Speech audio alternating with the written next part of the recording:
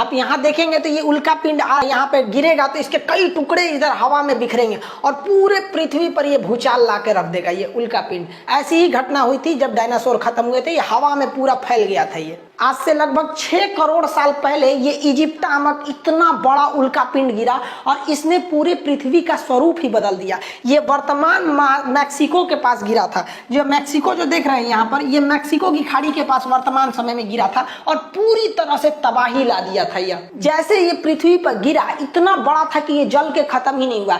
इसका लगभग 10 गुना, जितना दिख रहा है इससे 10 गुना बड़ा था, लेकिन कुछ भाग तो जल के खत्म हो गए थे। जैसे ये गिरा बहुत बड़ा धमाका हुआ। इतना बड़ा धमाका था कि यह धमाका लगभग 20 हाइड्रोजन बम के बराबर था। सोचिए, एटम बम नहीं, हाइड्रोजन बम के बराबर यह धमाका था। और इस धमाके के कारण पृथ्वी का जो ऊपरी परत था वो विस्फोट करके उड़ गया। अब आप बताइए, कोई बिल्डिंग उड़ती है तो उसके तो ईंट पत्थर पूरे स्टोन भी बिखर जाते हैं और इसके पत्थर वगैरह हवा में उड़ गए। और जब ये हवा में उड़े तो जब वापस आए तो वो इतनी स्पीड में आए, उसका टेम्परेचर इतना ज़्यादा हो गया था कि जो उड़ने वाले डायनासोर थे उनको तो वो हवा में ही मार दिया।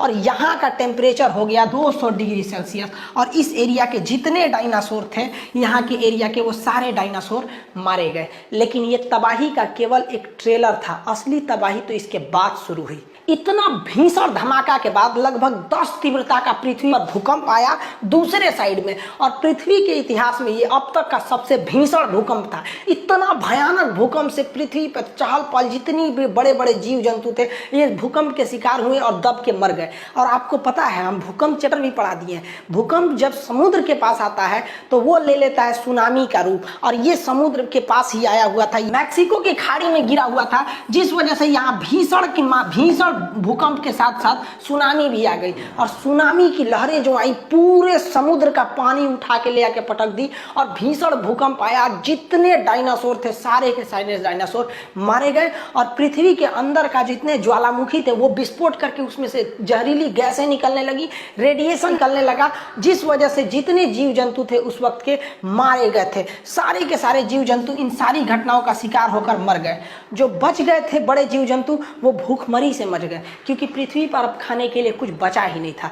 बचे तो केवल छोटे जीव जंतु जैसे चूहे वगैरह, जो कहीं छुप के बैठ सकते थे, थोड़ा बहुत खा के जी सकते थे। और उसके बाद धीरे धीरे मानव का आगे विकास हुआ। जब ये इजिप्टा नामक उल्का पिंड मैक्सिको की खाड़ी के पास टकराया था तो पृथ्वी के टेक्टोनिक प्लेट में बहुत ज्यादा हलचल हुई थी और अफ्रीका के पूर्वी भाग में एक पर्वत का निर्माण हो गया, ऐसे टकराने की वजह से, झटका की वजह से। जैसे आपका घर, एक घर दूसरे घर पे गिरेगा तो कहीं से एक तो दीवार निकल जाएगा, कहीं से कुछ हो जाएगा, वैसे यहाँ पर एक बहुत बड़ा पर्वत का निर्माण हो गया, जिसकी में इसी के एरिया पे आपका किलिमंजारो है और ये रिफ्ट वैली है। अब इस पर्वत के निर्माण ने पृथ्वी की सामूहिक संरचना को बदल दिया, क्योंकि पृथ्वी जो घूमती है वो पश्चिम से पूरब डायरेक्शन में घूमती है। ये पश्चिम से पूरब डायरेक्शन में घूमती है, जिस वजह से बारिश लाने वाली ज्यादातर हवाएं जो हैं वो आपके इधर डायरेक्शन से आ रही थी यहाँ पर। और ये पर्वत जो थी बारिश लाने वाली हवाओं को रोक दिया, जिस वजह से मानसून नहीं आ पाया और अफ्रीका का ये भाग जो हरा भरा था, जिसमें बहुत ज्यादा जीव जानवर रह रहे थे, वो पूरी तरह से मरुस्थल बन गया।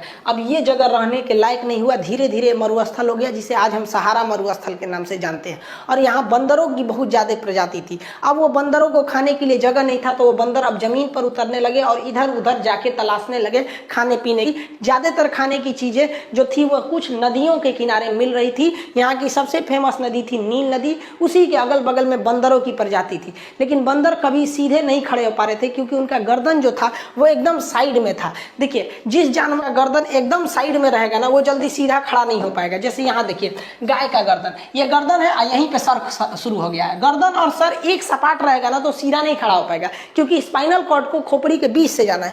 कुत्ता का देखिए, गर्दन और सर एक साथ में। पहले मानव का भी एक ही साथ था। यहाँ देखिए, धीरे धीरे मानव का गर्दन धंसने लगा, और जब ये मानव का गर्दन धंसने लगा तो ये मानव सीधा खड़ा होने लगा, क्योंकि गर्दन हमारे बीच में होना चाहिए, तभी सीधा खड़ा हो सकते हैं। अगर गर्दन साइड में रहेगा ना तो हम सीधा नहीं खड़ा हो पाएंगे, और जिनका गर्दन बीच में रहता है वही सीधे खड़े हो पाते हैं। इसीलिए हम लोग को तकिया लगाने की जरूरत पड़ती है। तो मानव धीरे धीरे खड़ा होना चालू हो गया। इसीलिए अफ्रीका महाद्वीप को मानव जाति का पालना कहा जाता है। ये क्वेश्चन पूछा हुआ है कि क्रेडल ऑफ द मैनकाइंड, यानी मानव जाति का झूला यानी पालना किसे कहते हैं, तो अफ्रीका को कहते हैं, क्योंकि यहीं से मानव की प्रजाति की शुरुआत हुई थी। बंदर कपी से हम लोग आज जाके हम लोग होमोसेपियन यानी मानव का वर्तमान रूप लिए हैं। लेकिन अपने टॉपिक पर चलते हैं, उल्का पिंड पर।